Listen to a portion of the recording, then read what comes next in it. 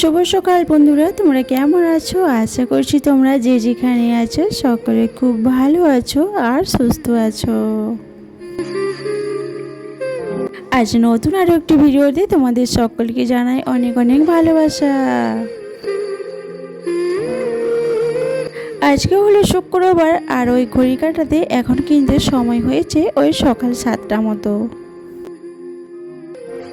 তো আজকের ব্লগটি আমি সকাল থেকে শুরু করছি তোমাদেরকে সাথে নিয়ে, তোমাদেরকে পাশে নিয়ে। আশা করছি তোমাদের ব্লগটি খুব খুব ভালো লাগবে। তো চলো দেখতে থাকো। আজকে সকালে ঘুম থেকে উঠেছিলাম ওই সকাল 5টা মতো। তার ওই রোজগারের মতো বাসি কাপড়টা চেঞ্জ করে নিজে ফ্রেশে চলে এসেছিলাম এই যে রান্নাঘরে। এই যে লাঞ্চ বানিয়ে তোমাদের দাদাভাইকে খাইয়ে বাবুকে লাঞ্চ দিয়ে এখন ওই যে বাবু চলে যাবে স্কুলে আর তোমার দাদাভাই চলে যাবে অফিসে। তারপরে আমি এই যে বাসি কাজটা সেরে নেব। এই যে তারপরে আমি আবার চলে এলাম রান্নাঘরে, কারণ কি বলতো তখন কিন্তু আমি সময় পাইনি। তো সেই জন্য নিজের একটা রুটি করে নিয়েছিলাম আর এই যে একটু চা রেখে দিয়েছিলাম। তো সেই চাটা একটু গরম করছি। খেয়ে তো কাজবাজ করতে হবে বলো, তারপরে পুজো করে তবেই তো খাবার খেতে পারবো, তারপরে বাবুকে খাওয়াবো। তো যাই হোক, এখানে পুজো করে চলে এসেছি একদম রান্নাঘরে। এই যে দুধটাও গরম করে নিলাম। আর এই যে জানো তো অনেক দিন থেকে ফ্রিজে সর ছিল আর কি। তো সরটা গালিয়ে গালিয়ে আমি ঘি করি, আর তোমাদের দাদাভাই জানো তো রুটিতে ঘি না লাগালে খেতেই পারে না। তো সেই জন্য ঘি কেনার তো অত সামর্থ্য নেই, আর ঘি কেনার অনেক দাম। তো যাই হোক, এই যে দেখো এই যে এখানে এইটুকু সর বেরিয়েছে। তো যাই হোক, এইটাকে যত্ন করে রেখে দেবো, যখন তোমাদের দাদাভাই রুটি খাবে সেইটাকে মাখিয়ে দিয়ে যাবে। আর এই যে এটা দেখতে পাচ্ছ, এটা কিন্তু আমি মুড়িয়ে নিয়ে নিয়েছি চিনি দিয়ে। আর এই যে এখানে একটু শসা আর একটু কাঁচা লঙ্কা তেল নুন নিয়ে নিয়েছি। তো এটা দিয়ে আমি ওর সকালের খাওয়াটা সেরে নেবো। একলার জন্য আর কি করবো বলো তো, একলার জন্য আর কিছু করতে ইচ্ছে করে না। নিজে যা পাই তাই খেয়ে নিই। এক একদিন তো আমি জল দিয়েও মুড়ি খেয়ে নিই, সেটা কোনো ব্যাপার নয়। আমরা হচ্ছে মেয়ে মানুষ বুঝলে, একটু যদি কিছু বাঁচিয়ে রাখতে পারি তাহলে অন্য একদিন হয়ে যাবে। তো সেইভাবে আমি আর করিনি কিছু, নিজে একা খাই, যা পাই তাই খেয়ে নিই। তো এই আর কি। তো চলো খেয়ে নিই তারপর। এই তো চলে এসেছি রান্নাঘরে রান্না করার জন্য। এখন তো সময় হয়েছে দুপুরে 1টা বেজে গেছে জানো তো। এদিকে ভাত বসিয়ে দিয়েছি, আর এই যে কালকে মাছ এনেছিলাম না, তো মাছের একটু তেল রেখে দিয়েছিলাম জানো তো। কী করবো বলো, এরকম করেই তো জ্বালাতে হবে বলো, তাই না? তো আজকে অনেক ইচ্ছা ছিল যে একটু মাছ নালে মাংস খাবো, কিন্তু ওই যে হয় না, সব কিছু চাইলে তো আর পাওয়া যায় না। তো এই যে এই জন্য একটু তিল বেটে পোস্ত করেছি, আর এই যে একটু আলু ভাতে দিয়ে দিয়েছি। আর ওই যে মাছের তেলটা ছিল ওইটা একটু ভেজে নিয়েছি। আর এই যে করলা আলু ভাজা করেছি। তো যাই হোক, স্বামী যদি ভালো থাকে না, চরিত্রবান যদি না হয়, সব কিছু হাসি মুখে মেনে নেওয়া যায়। আর তোমাদের দাদাভাইয়ের তো গুণের তুলনা নেই। মানে নিজের হাজবেন্ডের প্রতি কোনো আমি অহংকার বা কোনো কিছু করছি না জানো তো।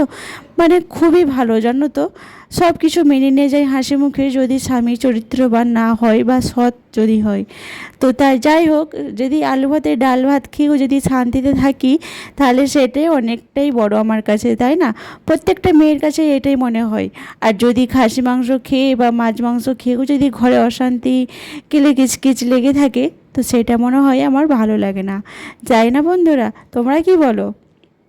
তো যাই হোক, এই যে এদিকে রান্নাবান্নাটা হয়ে গেছে, দুপুরে খাওয়া দাওয়া হয়ে গেছে।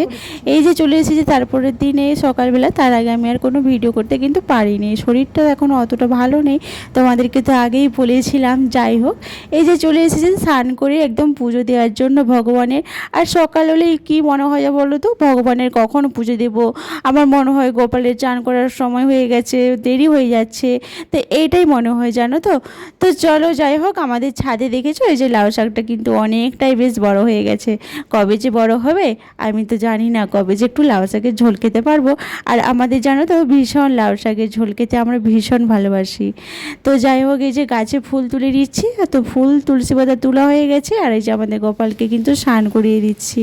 তো দেখো, এই যে আগের দিন এনেছিলাম একটু মধু আর ওই গঙ্গা জল, এগুলো সব শেষ হয়ে গেছিলো। আর একটু আমি পারফিউমও আনিয়েছি কিন্তু গোপালের জন্য।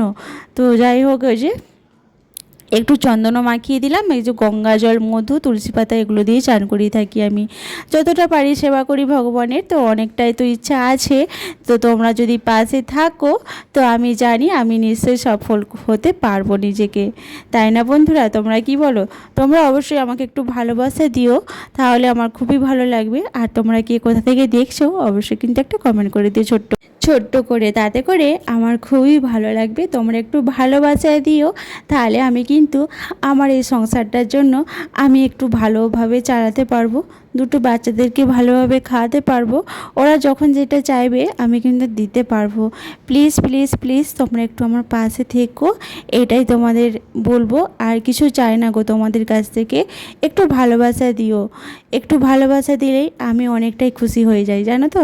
আর তোমাদের কমেন্টের আশায় কিন্তু আমি বারবার আমার কমেন্ট বক্সটা চেক করি, আমার বন্ধুরা আমাকে কমেন্ট করেছে কি না, বা কোনো কথা আমাকে জিজ্ঞেস করেছে কি না, আমি কিন্তু বারবার তোমাদের কমেন্ট চেক করতে থাকি। কি অপেক্ষায় থাকবো কিন্তু বন্ধুরা, তাই না? তো দেখো তোমাদের সাথে কথা বলতে বলতে আমার গোপুসোনা কিন্তু চান হয়ে গেছে। আর জানো তো তোমাদের গোপুসোনা কত বড় হয়ে গেছে, দেখো তো কেমন লাগছে তোমাদের এই ড্রেসটা পরে। আর জানো তো বন্ধুরা, আমি আমার গোপালকে যতক্ষণ না চান করাই, যতক্ষণ না খেতে দিই ভগবানকে, ততক্ষণ আমি কিন্তু খাই না। তাতে বেলা 12টাই বাজুক আর 1টাই বাজুক। তো যাই হোক, এইভাবে আমি পুজোটা দিয়ে থাকি। জানি না কতটা কী করতে পারছি, যতটা করতে পারছি ততটা চেষ্টা করছি আরও আগে করার জন্য, আরও ভালোভাবে আমি যেমন আমি আমার গোপালকে সেবা করতে পারি, ভালোভাবে যত্ন করতে পারি। তো তোমরা একটু আশীর্বাদ করে দিও। দেখো আমার গোপাল একদম রেডি হয়ে গেছে, চান করে সেন্ট মেখে একদম রেডি হয়ে গেছে। কেমন লাগছে তোমরা একটু জানিও কেমন। সবাই বলে দাও রাধে রাধে। আজকে ভিডিওটা এ পর্যন্ত, আবার দেখা হচ্ছে পরবর্তী ভিডিওতে।